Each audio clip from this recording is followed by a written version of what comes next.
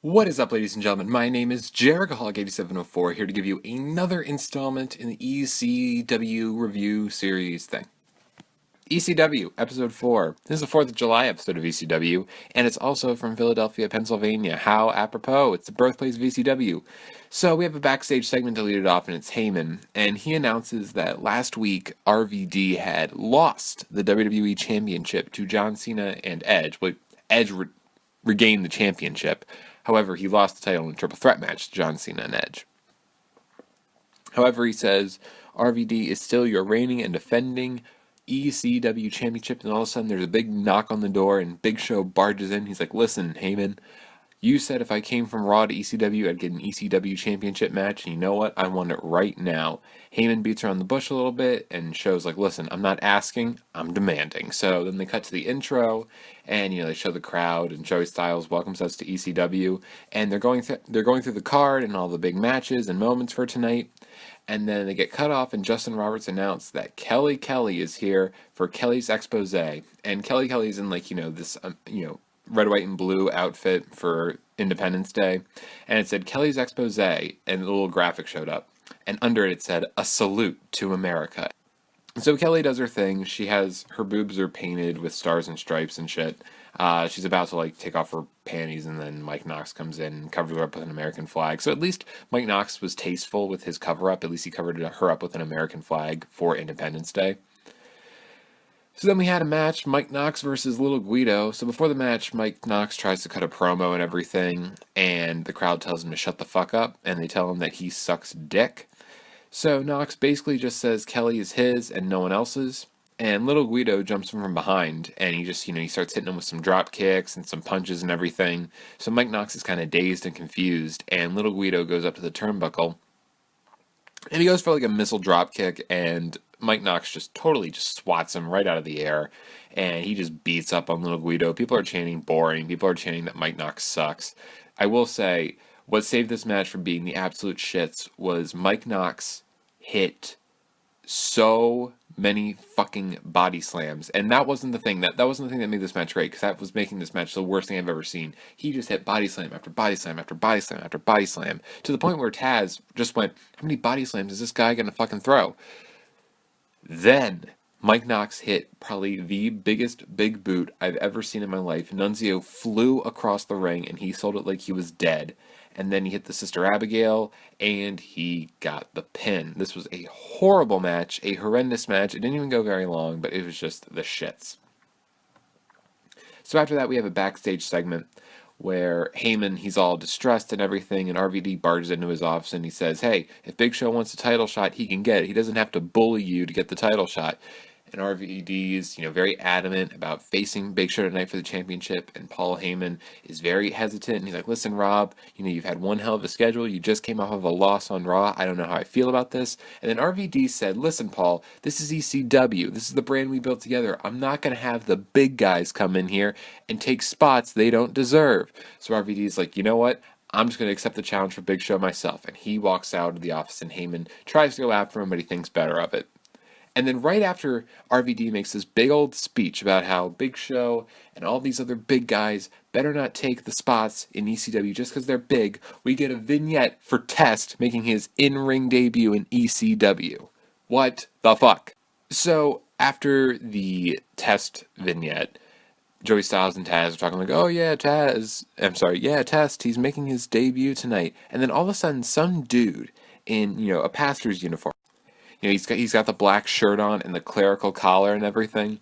He hops over the guardrail, and he grabs the mic, and he's like, listen, this is my first time attending an ECW show, and let me tell you this show is horrible. And I was like, dude, fuck yeah, this guy right here was the biggest babyface on ECW for me. He was like, anyone who pays their hard-earned money to watch this shit is ridiculously stupid. You all should be ashamed of yourself. I'm like, yeah, I agree. I don't know what I'm doing watching this damn ECW show.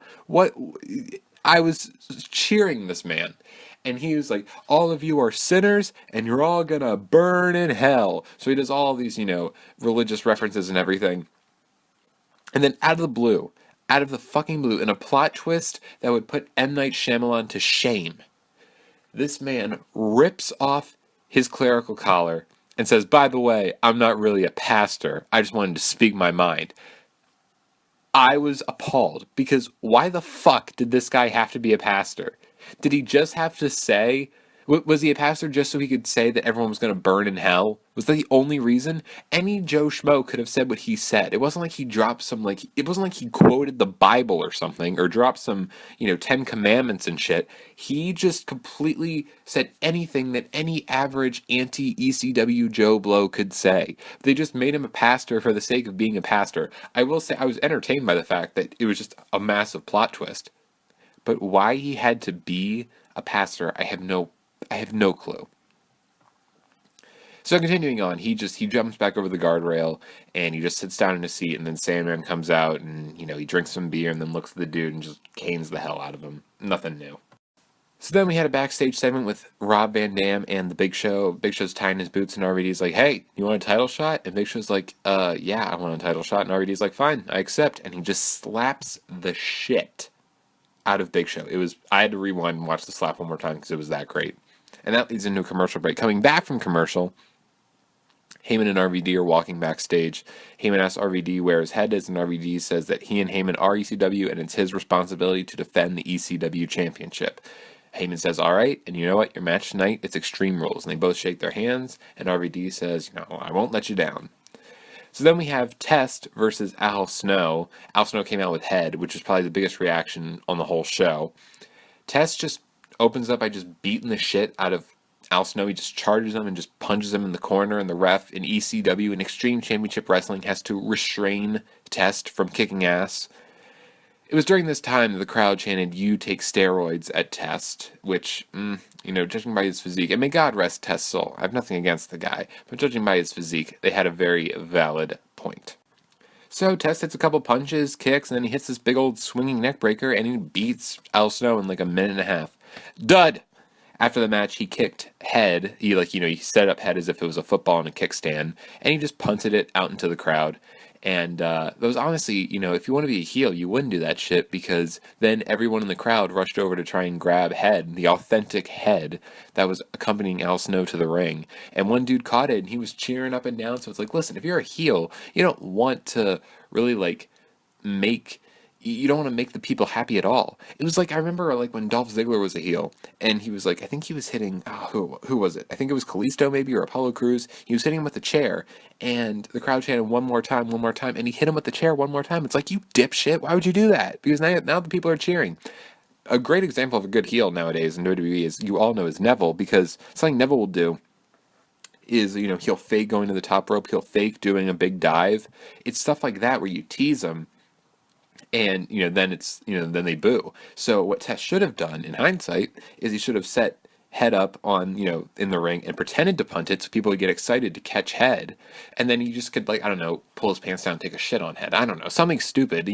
Don't actually engage the audience in any way, because then they'll like you and they'll cheer you. And as a heel, you're not supposed to do that.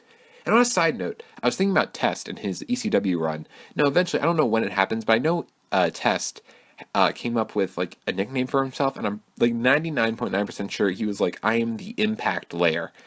That had to have been a shot at TNA. There's no way it wasn't. An Impact Layer. I mean, might as well just call him the Impact Zone. You know what I mean? So I'm just thinking that had to have been a dig at TNA. You can't convince me otherwise. I know WWE is probably not even remotely close to thinking about TNA at this point, or even ever. I don't know if they ever really thought about TNA in terms of competition. I know they exist, and they hardly want to even recognize that. But this had to have been a dig. You can't convince me otherwise. So then after that, we had a Sabu vignette. Sabu just basically says he's homicidal, he's genocidal, and of course he's also suicidal. And it just shows a bunch of highlights of his career and him doing crazy death-defying moves.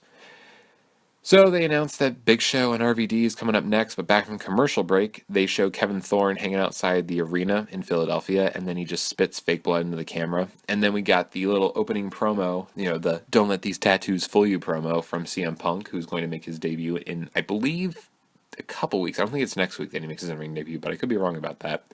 So this whole CM Punk promo, it was fine. It didn't seem too scripted. It seemed like genuine, and I mean, he was talking about the straight edge lifestyle and everything, and that's what kind of got him heat on the indies. So he kind of had a lot to go by, and he knew what he was talking about. So this one came across pretty genuine. And of all the new guys they'd shown so far, CM Punk seemed the most likable and the one that had the most potential, and he was. So then we had our ECW Championship match, Rob Van Dam versus The Big Show. About like 90% of this match was just Big Show beating the hell out of Rob Van Dam. And I mean, before the match even started, Rob Van Dam was taking his dear sweet time getting into the ring. He was going around shaking everyone's hand, probably because he knew, I am so fucked because I was arrested for, marijuana possession. They're going to suspend me, so you know what? I gotta enjoy every single second I have left, not only as, a wrestler on ECW, but the ECW champion, because he knew he was going to lose his belt coming into this match. So Big Show just takes about like 900% of this match. They are brawling out into the crowd.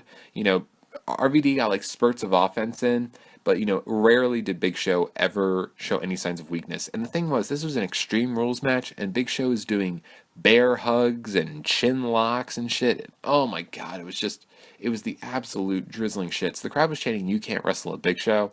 And I understand, the crowd's just kind of, hating on Big Show because he's the anti-ECW guy and he's the heel and everything, and I'm fine with that. I really wasn't offended by them saying he can't wrestle, but when you look at some of the guys that were on this show, and even guys that were in WWE at this time, I mean, Great Khali, he had made his debut by now, right? It was like summer of 2006 is when Great Khali came in, and it's like, dude, Big Show is Shawn Michaels compared to the Great Khali. And you know what? For what he's worth, Big Show is actually very athletic.